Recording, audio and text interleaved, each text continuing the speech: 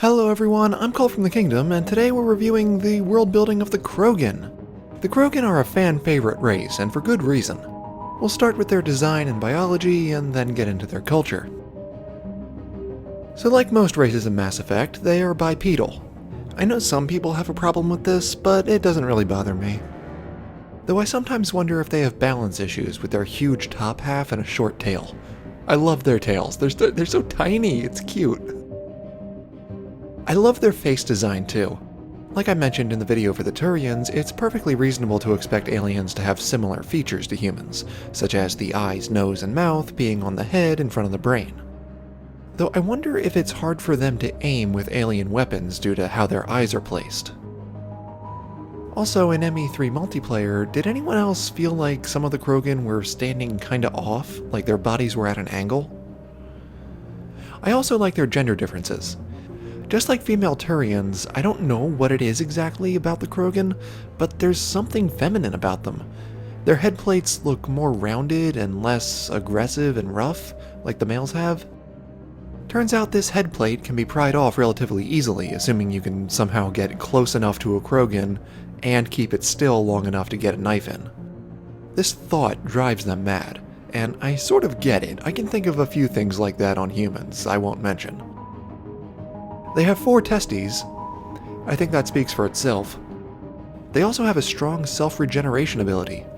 I like this a lot because they evolved on Tuchanka, a world full of dangerous predators and harsh climates, so their bodies naturally evolved to be crazy resilient. That's really cool. And then there's the genophage and their crazy high birth rates. Well, crazy, that is the word, because they can potentially produce up to 1,000 offspring a year per Krogan. The genophage makes it so only 1 in 1,000 lives. So in theory, if they tried as many times as physically possible, each Krogan mother could have a single child a year over their roughly 1,000 year lifespan. Except that's not really how statistics work. It's more like if you rolled a 1,000-sided die for each individual child, and only rolling a 1 would mean it survives. Even if they did have a single child every year, they would have the emotional trauma of losing 999. The genophage is cultural genocide. I wonder if the Solarians had targeted successful conception rates that would have maybe been better than birth rates. Still bad, but somewhat better. I don't know if that was possible though. And it is important to note that yes, Krogan birth rates were out of control. Because they evolved on Tuchanka, a planet full of dangerous predators, most Krogan never even came close to reaching their maximum lifespan. So their birth rates had to be high in order to keep the species going. But once you introduce alien technology that helps the species live longer, yeah, suddenly those birth rates become a problem. So yeah, curing the genophage is unquestionably the right thing to do, but it does create resource problems. They will need room for expansion, and will probably need some kind of population control for their own sake. Tuchanka was brutal, and they evolved to be violent. The ones who could fight the best are the ones who passed their genes on. 1,000 years ago, being uplifted to fight the Rachni, yeah, that was short-sighted. Morden is right about that. So when the war was over, they were still warriors, and with high birth rates and better survival odds, they naturally needed to expand.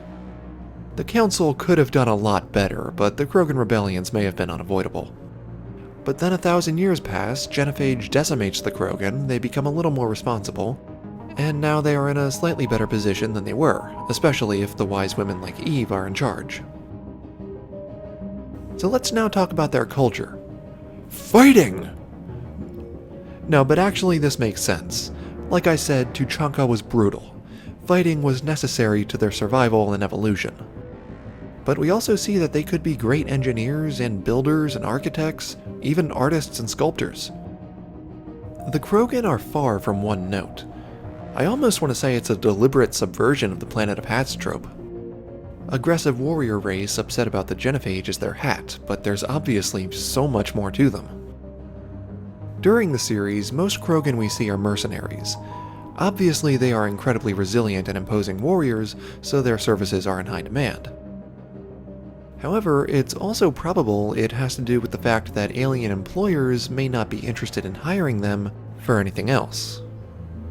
I don't think that's ever stated, and there are clear exceptions, but that is good world building. The Krogan kinda remind me of the Vikings sometimes. So I think I covered everything I wanted to talk about. So in short, the Krogan are awesome, 10 out of 10. They have an interesting history, biology, design, culture. I mean, this is exactly what I want from an alien race. I especially like how, despite them being so powerful, they still fulfill the role of the oppressed in the galaxy. That's a super interesting angle to explore, and mad props to BioWare for pulling them off so well. So that's it for now, guys. Thank you all so much for watching. Don't forget to comment and like. Ishare.